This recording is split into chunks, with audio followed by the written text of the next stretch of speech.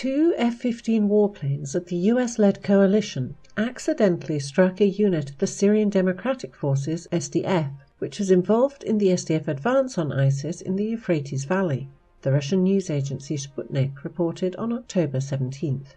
The strike reportedly killed 6 SDF members and injured 15 others.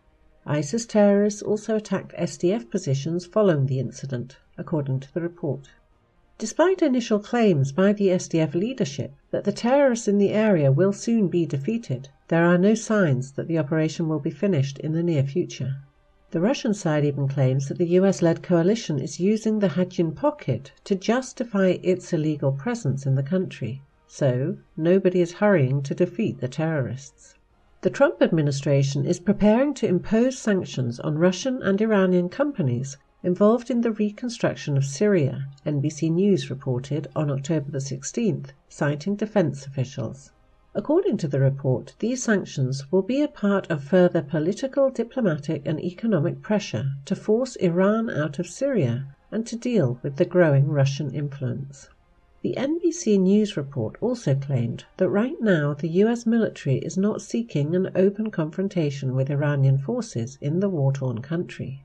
Nonetheless, it's obvious that Israel, a key US ally in the region and another supporter of the large-scale anti-Iranian strategy, will not abandon its attempts to strike alleged Iranian and Iran-linked targets in the war-torn country, even despite the recent delivery of Russian-made S-300 air defense systems to the Syrian military.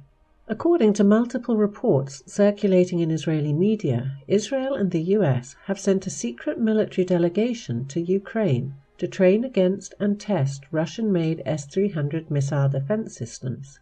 According to reports, servicemen of the Ukrainian military instructed their US and Israeli counterparts on the capabilities of the air defense system, as well as allowed US and Israeli specialists to test it in various possible scenarios.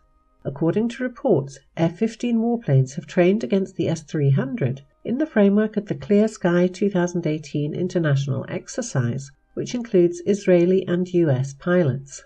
It wasn't immediately clear if the Israeli pilots were flying or merely observing from the ground. However, on October 16th, a US pilot and his Ukrainian counterpart died in the crash of a Ukrainian Su-27 warplane.